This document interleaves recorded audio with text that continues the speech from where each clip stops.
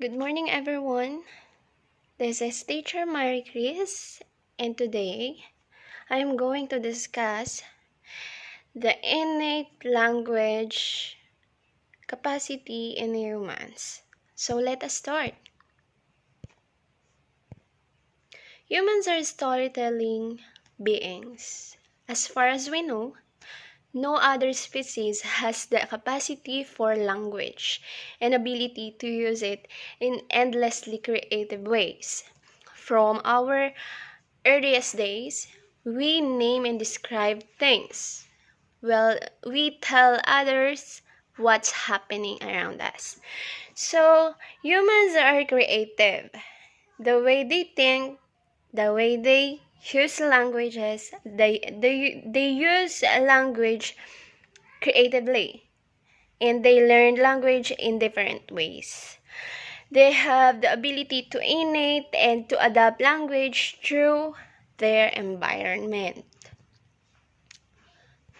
So, an innate capacity for language. According to Noam Chomsky, all human beings may be born with an innate understanding of how language works.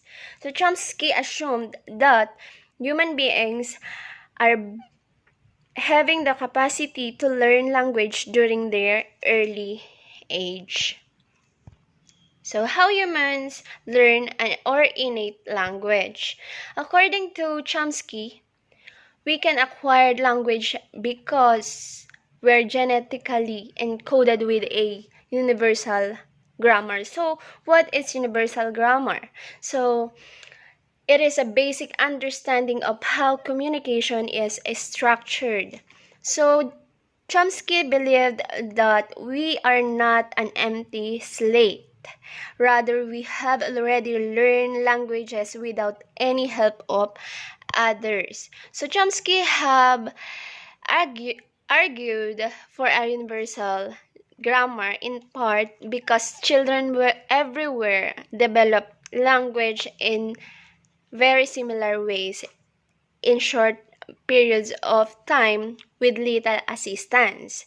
So, proponent of universal grammar say children the world over naturally develop language in the same sequence of steps. So Chomsky also said that children learn language through sequence of steps. So this we learned language through steps in a process. So how humans innate language?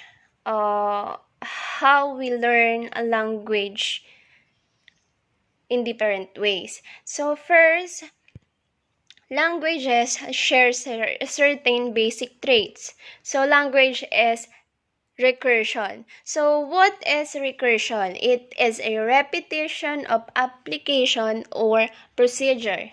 So it simply tells that human innate language by repeating the words itself. So next is we learn language almost effortlessly. So human learn these ideas from listening to people talk. So it simply tells that through imitation or just listening, we can acquire language. Next is we learn in the same sequence. First is learning sounds, learning words, and learning sentences. So, for the example of this is when a baby started to learn how to talk. They are just listening first to the sound and then the whole word. And the last one is we learn despite a poverty of stimulus. So, children automatically grasp the correct way to arrange dependent sentence structures without being taught. So, all of us learn how to speak without a proper teaching process. We can learn to construct sentences without being taught the proper way too. So, for the conclusion of this topic, so Noam Chomsky really believed that we are wired with the basics already present in our brain, that we are not born as an empty slate. Okay, so after this lesson, we have another lesson which is about theories and principles in language acquisition. So, first, let us have terms to define. First is the language. It is the primary method of a human communication. But there are also other ways to communicate without the use of language. When asked to define language, we tend to think of a verbal and written system in which certain sounds and symbols come together in a specific way to convey meaning.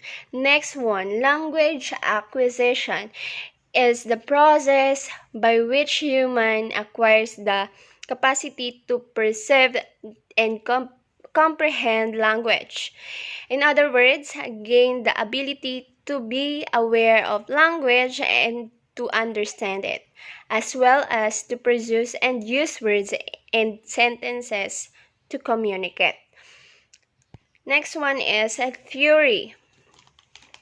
It is a contemplative and rational type of abstract or generalizing thinking about a phenomenon or the results of such thinking.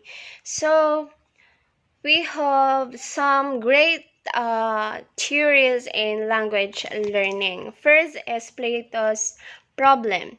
It is about nature versus nurture. So Plato tended to side with nature, believing that knowledge was innate. So, like Chomsky, Plato believes that knowledge is naturally innate. Next is the Luke's tabula rasa. So this is the idea that all knowledge comes from outside ourselves, through sensory experience rather than through innate knowledge that we have at birth. So let's contradict that what other proponents said.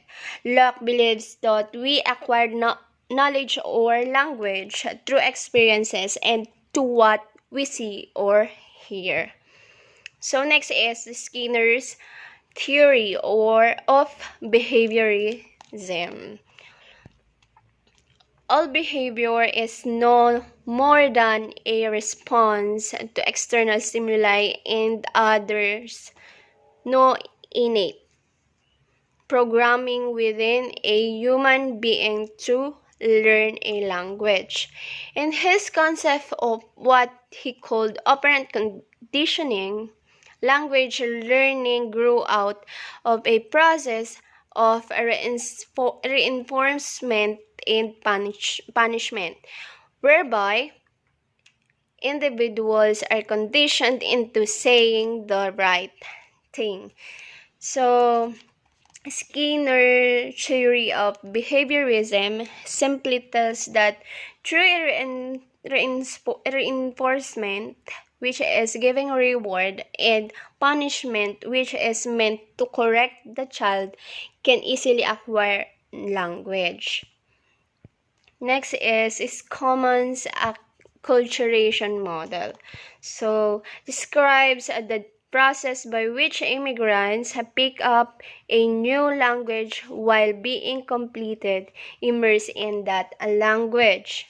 So this theory doesn't deal with the process of language learning as we normally think of it, such as how we acquire grammar or listening skills, but rather focuses on social and psychological aspect that influence our success. So, according to him, we are not just acquiring language by rule or grammar, but we acquire language through social interaction with others. So last one is the Kashern's monitor model. So language acquisition is subconscious and result from informal natural communication.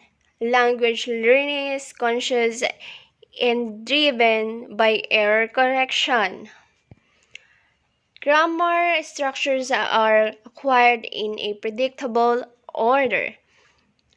Language acquisition occurs with comprehensible input. Example, hearing or reading things that are just slightly above our currently language level. So last one is a monitor is anything that corrects your language performance and pressures one to communicate correctly and not just convey meaning, such as a language teacher who corrects you when you make a grammatical mistake. So, this model tells us to not tolerate any errors from done by our students. Rather, let us correct them as soon as possible. Because when we tolerate their errors, they might ignore those errors that they had or they committed. So as much as possible, we as an English teacher, we need to correct them as soon as possible. So that's all for today. Thank you for listening to me, and I hope you learn some lessons about how we acquired knowledge, and see you again to my next lesson. Have a nice day.